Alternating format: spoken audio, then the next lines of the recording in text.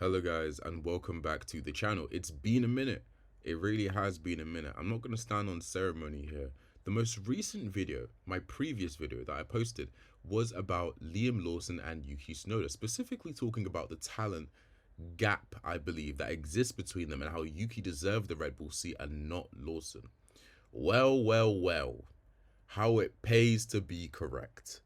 Because I'm not gonna act like I'm not a Yuki fan. You know, people were making bad comments, calling me a hater. They're saying, "Oh, you're just saying this because you're a Yuki fan." And hands up, I am a Yuki fan.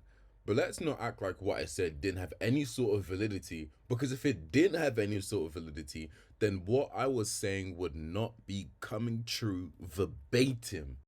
Who in their right mind genuinely thought that Max Verstappen wouldn't chew and spit Liam out? I was gonna swear, but I don't know about the whole like getting demonetized. I'm not trying to I'm not trying to fight YouTube today. On the surface, it's not that bad. Hear me out. On the surface, it's not that bad. It's like it's been one race. Yes, he was behind in every single practice, qualifying, testing, race. He crashed in a race too. Yes, he did all of that. But at the same time, it's only been one race. But because us as fans have seen this story so many times before, we know where this goes. We know exactly where this goes. So let's break it down. Liam Lawson got 16th in P1, 17th in P2. He got 20th in P3, 18th in qualifying. So he's working backwards. Not only did he get 18th in qualifying, he was 1 second off Max. This is in Q1. And in the race, he DNF'd by crashing out. Which, do you know what? Surprisingly, I'm not going to hold him that much to DNFing by crashing out because of the sheer amount of people that DNF'd and crashed out and changing conditions. Like, you know, that race could easily have seen both McLarens collide into each other. Basically, everyone has some sort of, you know, let's save the car incident. Let's not act like this isn't a weekend for learning how to drive your car. And not only that, I think, okay, so all of the rookies include Kimi, Ollie, Isaac, we have Bortoletto, we have essentially 5 rookies. I mean, Liam Lawson is the least rookie out of the rookies, but we're going to call them 5 rookies. Out of those 5 rookies, Kimi had a good race.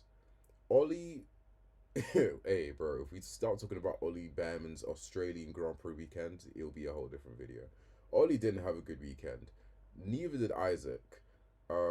Bortoletto was having a decent weekend and then didn't. I guess he just decided to, okay, it's time to join the rest of my rookie teammates. And then you have Lawson, who also didn't have a good weekend. So this was really a trial by water because, oh my goodness, apart from Kimi, but as far as Lawson, yeah, Lawson's a stratosphere off. It's one of those things where people start to wonder, is the car like that bad that Max is overdriving, or is Lawson that bad where he's just not getting into Q2? Because 1 second off your team, 1 second? Helmut Marko was talking about 2/10. 2/10. Even Gasly wasn't that bad. And like I was saying earlier, we've seen this story before. Pierre Gasly, Nick De Vries, although he was a Toro Rosso driver, Sergio Perez, another massive offender. You have to start asking questions. And I've seen people start asking questions like, oh, genuinely, it probably is the car. But at the same time, we didn't give Sergio Perez such slack. So I don't care Liam Lawson's a rookie. Or we're going to do rookie in quotation marks. Sergio Perez, we flamed him. We absolutely flamed him. Sure, we gave him a couple of races.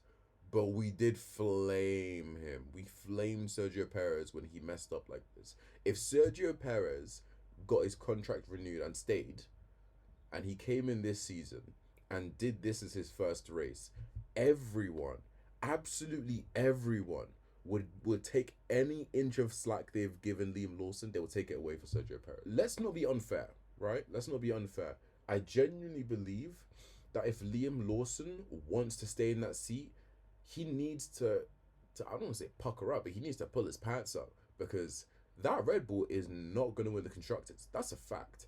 I don't think Max is going to win the Drivers this year, but it's about coming in a respectable position. Red Bull are going to come P4 this year in the Constructors. That is a fact. There is no question about it.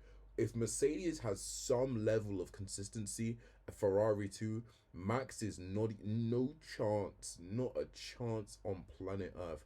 Red Bull break past fourth position. They need to keep Max happy and give him a chance at the title. But Max is probably not going to get a great chance at the title with all the other teams. It's already hard for him to handle a McLaren duo that has two drivers. Imagine you sticking Kimi and George, Charles and Lewis, which I do think they will be there in the dry. In the dry, across most tracks, I do think they will be there. Don't hold me to it this weekend because it is a sprint weekend. I think Bahrain will be a good race for Ferrari. I think Saudi will be a good race for Charles. I'm not sure if it will be a good race for Lewis because Saudi requires a lot of confidence and knowing how fast you can push the car around this track. And if you don't have utmost confidence in the car, in your back end, which we've already seen it step out for him in Australia a few times. I know he spun out in qualifying once, but it stepped out quite a few times. They've complained about rear overheating. So if you don't have that type of confidence, then it's going to be really difficult to push the real top times. The point I'm trying to make is that Liam Lawson is done. Like, he's finished if he cannot pull this together. And by pull it together, all I'm talking about is he needs to get like P7. Like, just get P7. P7, P6 every race, you will keep your job. I'm telling you, he'll keep his job. P6, P7 every race. Like, he will keep it. To at least to the end of the season, he'll keep it. Because it's not like the worst, and you could argue that there are faster cars in the first couple of positions and Max overachieving, so that's like 5 positions taken up anyways. 2 teams plus Max, that's five positions. If he's getting like P8 and a drift or P9, bro, he's out. He's out. And who did they put in? They're probably going to put in some nonsense BS, like they'll take him out of the summer break and say, we thought that he needs more time to develop, so we're going to put him in Toro Rosso for now, but we're going to move Yuki up. What they should have done in the first place. And everyone's going to walk around saying, wow, we should have, oh my goodness, what a smart move. That was the right thing to do. Like, it wasn't the right thing to do from the get-go. Even Zach Brown made a comment on how the hell is Yuki Tsunoda, who's getting P5 in qualifying for the Toro Rosso, how is he not in that Red Bull seat after everything he's been doing over these past like 2 seasons? How is he not in that seat? And I'm asking the same question.